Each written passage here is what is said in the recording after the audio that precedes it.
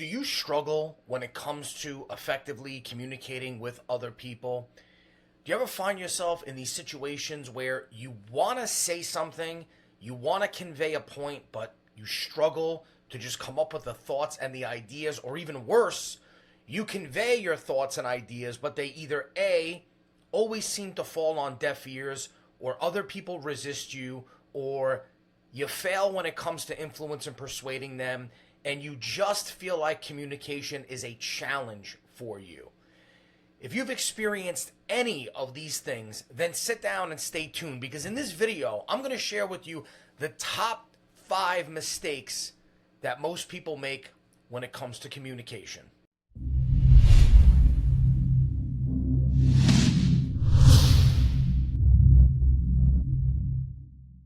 Hey guys, my name is Paul Macetta, and I am a researcher and a publisher in the field of human communication. In fact, I've been studying human communication for the past 25 years, and I've been teaching it professionally for the past 14 years. In fact, I've trained over 10,000 people to become better communicators in one capacity or another.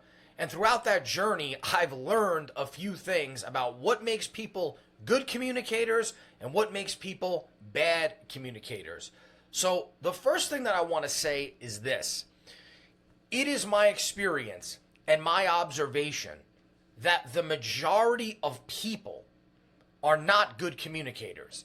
I'm going to say 7, maybe even 8 out of 10 people are not good communicators. Now, of course, within that segment of people, we have people that are terrible communicators, and then we have people that are like okay communicators. They're not terrible, but they're not great. But it's really only a fraction of people that are exceptional communicators. So what I tell people is, if you want to become a great communicator, it's actually pretty simple. All you have to do are the things that the majority of other people are not doing when they communicate. See, the majority of people are kind of functioning on autopilot, not really paying attention to how they communicate with people. They're just winging it, like they're just saying what they feel, communicating how they feel. They're not cognizant of their body language, of the words that are coming out of their mouth. They're not aware of the context, environment, situation. They're not aware of themselves. They're not aware of the audience that they're communicating with, whether it's 1 or 1 million people. And so, like, if you just kind of cultivate this handful of habits that most other people are not doing or are not practicing, that instantly separates you from everyone else and makes you a better communicator. When you do these things effectively, you will resonate differently with people. People will want to be around you. They'll want to talk to you. They'll feel a warmth and magnetism around you, simply because you just don't do what the majority of other people do when those people communicate with them. Hey guys, if you enjoy this type of content, make sure you subscribe to the channel and hit that bell notification so you get updated when I release more videos like this. It really does help the algorithm. And make sure you click the first link in the description so you can get access to a free resource I've set up just for you. So the very first mistake, this is by far the biggest one that I see people make, is not actively listening when they communicate. This is really a big one. You see, there's a difference between hearing what someone says and actively listening to what they are saying. So if you observe yourself or other people when you communicate with them, what you're going to find is that the majority of people might hear what the other person is saying, but they ain't listening to what the other person is saying. What they're doing is they're just waiting for the other person to stop talking so they can have their chance to say what they want to say. Most people do not even think about what they want to say. They just say whatever comes to their mind. They might filter it a little bit. They might clean it up.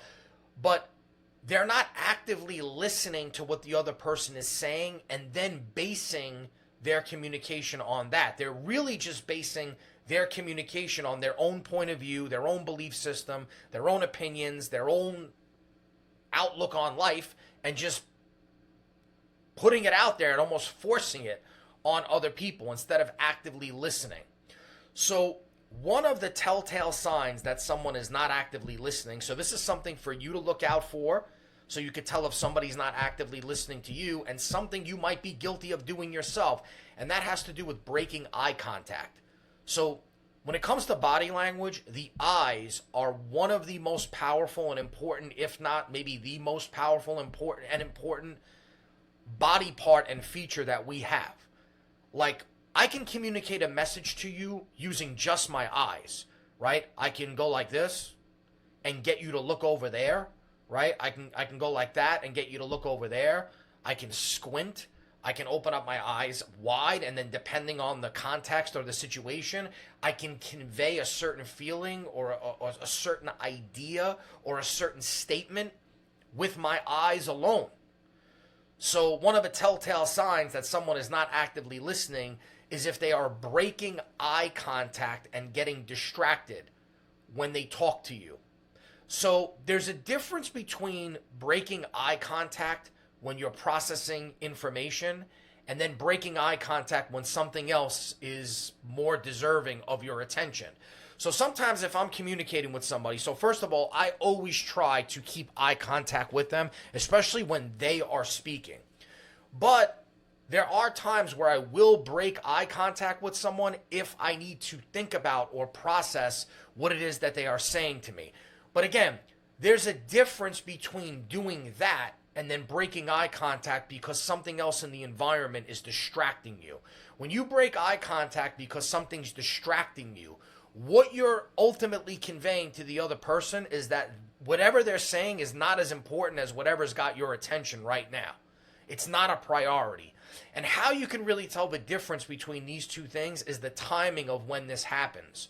So if somebody makes a statement to me and I need to process that statement, I will keep my eyes on that person until they are ending or nearing the end of their statement or ending it completely, and then I will break the eye contact to process what they're saying, to think about how I want to respond. That's actually a sign that you value the interaction with the other person because you're taking the time to sit back and process what they're saying instead of just automatically jumping the gun and waiting for your turn to say what you want to say.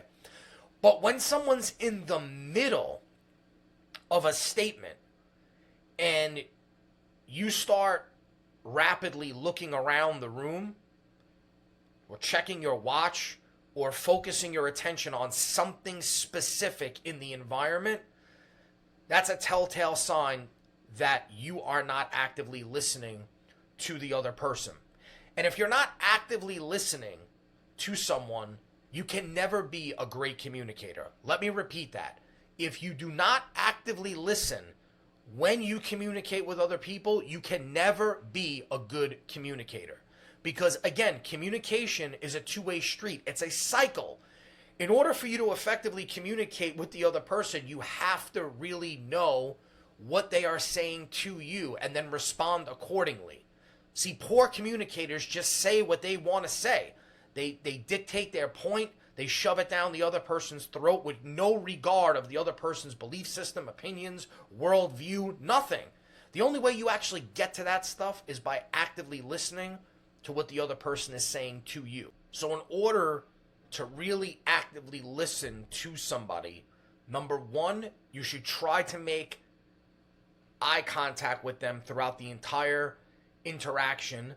You should nod to them to signify that you understand what they are saying, and you should try paraphrasing their points back to them to, number one, show them that you actually listened to what they just said to you, but secondly, to make sure that you actually got it right.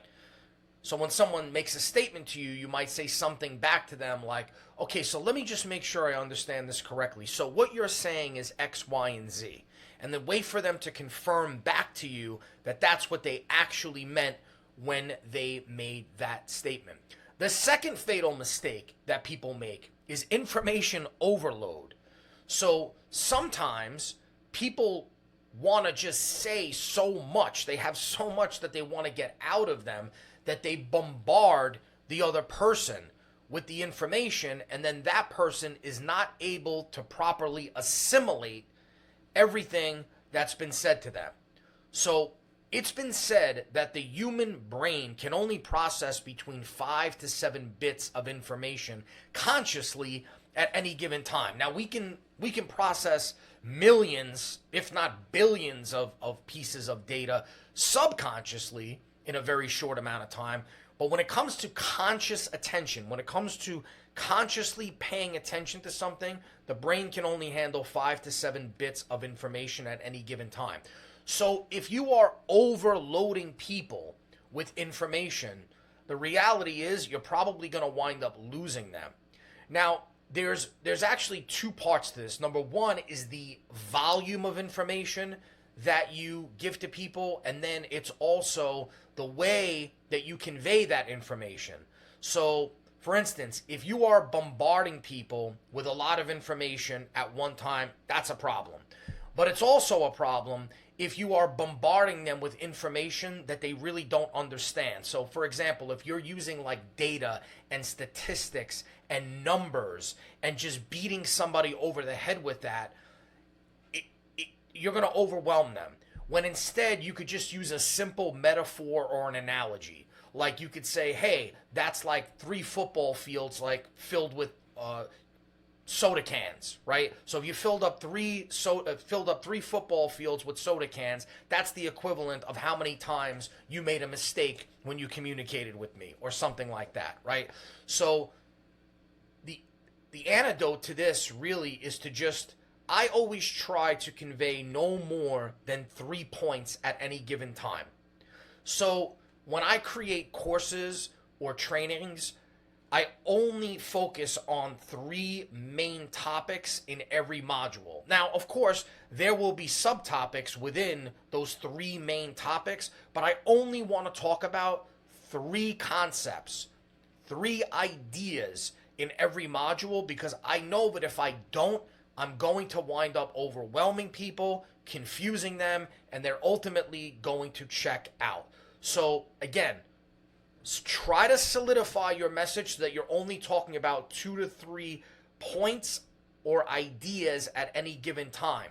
Now, there are 2 ways really to go about this. Number 1 is to analyze all the things that you want to say and then compartmentalize them into higher level general categories, or just start eliminating stuff. So, like for instance, if I'm teaching children a Brazilian Jiu-Jitsu class, I might focus on one movement or one concept. And then within that one concept, I might teach them 2 to 3 things. Or if I think about maybe the 2 to 3 things that I want to teach them, what I'll stop and say is, okay, are there more things that they need to know in order for me to convey this point? So maybe there are actually 7 things I need to communicate to them in order to make this point. But I know that 7 things is way too many. So what I'll say is, can I move up? Can I go 2 to 3 levels up and compartmentalize these 7 things into maybe 2 categories? So category number 1 is offense and category number 2 is defense, let's just say. So compartmentalizing and categorizing things is another way to kind of shrink down information overload so that you are not bombarding people. The third mistake that I see people make is they use defensive body language when they communicate. Look, your nonverbal language is ultimately just as important, if not even more important, than your verbal language. As far as I'm concerned, the jury is kind of out on this, because there's a lot of data that says body language is the most important, because nonverbal language accounts for the majority of the way you communicate with somebody, right? So if you and I are having an interaction, what I'm saying with my body is actually going to account for 70 to 80% of the message. So I get that. But the fact is, we can't just communicate non-verbally, right? Like, we have to use verbal communication in most contexts. And so That's why I say verbal communication and nonverbal communication are equally as important. They complement each other. But conversely, they can also detract from each other and poison the message that you're trying to communicate if they're not used in sync or correctly with each other. And one of the most damaging ways that I see people do this is they say something verbally, but they're communicating something different or defensive non-verbally. And the problem is that when you do this, your audience will subconsciously pick up on this and it will register that something is off about you. Now, the problem is that unless there's somebody like me who completely nerds out on communication and analyzes every little thing that's happening in a communication cycle most of the time, most people don't do that. What they're going to do is they're just going to put you in a category subconsciously and say, there's something about this person that I just don't like. There's something about this person that just doesn't feel right to me. What's happening is there's a disconnect between your verbal language and your nonverbal language, and they're picking up on it. They just don't know what it is. They're not able to identify it. And so this is why if you analyze people who are being dishonest when they communicate, a telltale sign is they'll start touching their mouth when they're lying, because that's the brain's way of compensating for the disconnect between what's coming out of their mouth and what they actually know to be true. The same thing happens if you communicate with your arms crossed. This is a defensive posture. It's a defensive gesture. It's defensive body language. Now, there are lots of people that'll tell me, listen, Paul, that's just not true. I feel more comfortable when I cross my arms. I cross my arms all the time. And I get that. There are certain gestures that people will gravitate towards because it makes them feel more comfortable. But that does not mean that those gestures still are not conveying a message to your audience. So me, for example, I move my legs a lot. I have like this restless leg thing going where I will move my legs a lot. But I know that me doing that is going to convey nervousness and anxiety and lack of certainty when I communicate with people. So I make it my business not to do that. It doesn't matter if it's comforting to me. I know what it communicates when I'm speaking to other people, so I just don't do it. And what I could tell you is that crossed arms are a sign of defensive body language because you are covering up vital organs like your heart and lungs. And so, again, this sends a subconscious message that you don't feel comfortable around the person with whom you're communicating with. So you need to not only use open body language when you communicate, but you should be supplementing your verbal language with your nonverbal language like I'm doing right now. So, for example, if I want to communicate something linearly, something in a straight line, I will use my hands to convey that. If I want to convey something big, wide, and open, I will use my hands to communicate that. If I want to communicate a hierarchy of things, I will use my hands to communicate that. I will supplement my verbal language with my nonverbal language. Mistake number 4 is failing to adapt to the audience. This is another big one. And this really could tie into the first one of not actively listening. Because if you're not actively listening to your audience, then you don't know how to adapt to them. And active listening, or the ability to not actively listen, is really tied to awareness. So I talk about awareness in one of my books where I talk about the 7 superpowers of invisible influence. And the very first one that I talk about is awareness. Most people are just not aware when they communicate. They're not aware of the context. They're not aware of the environment. They're not aware of the situation. They're not aware of themselves, and they're not aware of their audience. And so if you're not aware of all of these different things, then you can't adapt. And the fact of the matter is that all good communication requires adaptation. In fact, adaptability is another one of the 7 forces that I talk about. The ability to adapt your communication based on the input and the data that you're receiving from your audience. So just a very simple example of this is if I'm communicating with somebody and I notice that they're starting to break eye contact, and it's not because they're processing what I'm saying, but they're getting distracted by something in the environment, I know that I'm failing to keep their attention. So I know that I can't keep doing what I'm doing, because what I'm doing, what I'm saying, what I'm conveying right now as it is not working. Because if it was working, they would not be giving their attention to something else that's in the environment. They would be paying attention to me. And so what I'll do is I'll think of a way. Now there's lots of different ways to do this. That's a different video. If you guys want me to make a video about how to specifically adapt, like techniques that you could use to shift the momentum of a communication cycle, I'm more than happy to do that. But I will stop and think, okay, what do I need to do to get this conversation back on track? It could be that I ask them a question, so I stop talking and I put them in the driver's seat by asking them an open-ended question, not a closed-ended question, right? The difference between open-ended and closed is closed-ended requires a yes or a no, right? What time are you going out tonight? 8 o'clock, right? So usually it's who, what, when, where. Those types of questions are going to get you closed responses. But questions like how and why that begin with those words are going to get you open-ended answers that require a more in-depth explanation. So that's what I'll typically do. I'll ask an open-ended question, put the ball in their court, and let them start communicating. I might shift my body language. I might talk about something else in the environment. I might bring up something that I know is especially interesting or important to them. Or, depending on the level of rapport that I have with this person, I might just call them out on it and be like, you paying attention to me?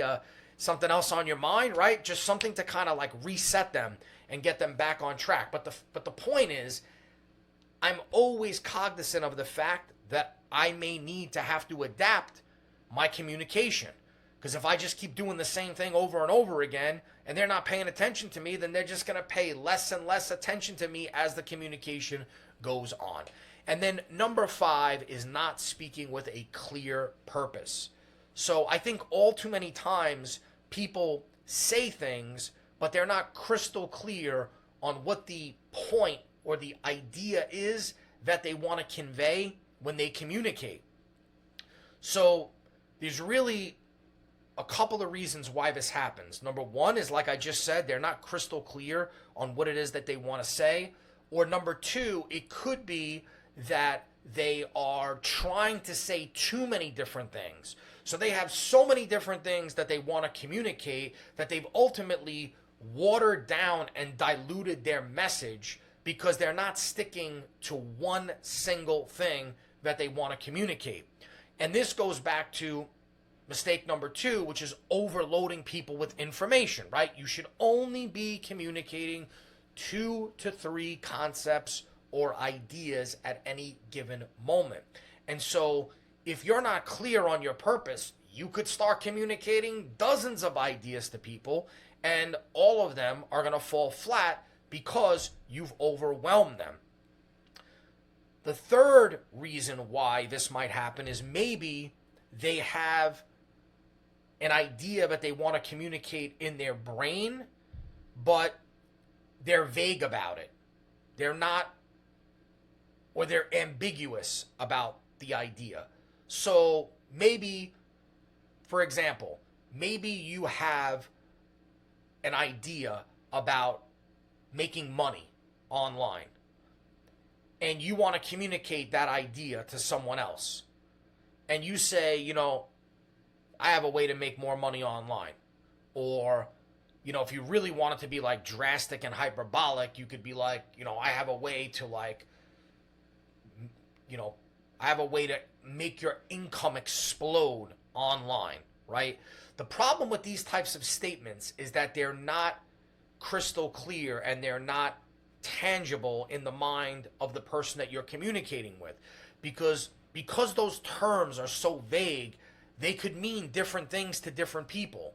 So if you tell one person, I'm going to help you make more money online, Well, $1,000 could be more money to that person. In fact, $1,000 could be explosive income to that person. To somebody else, it could be not even worth having a conversation about.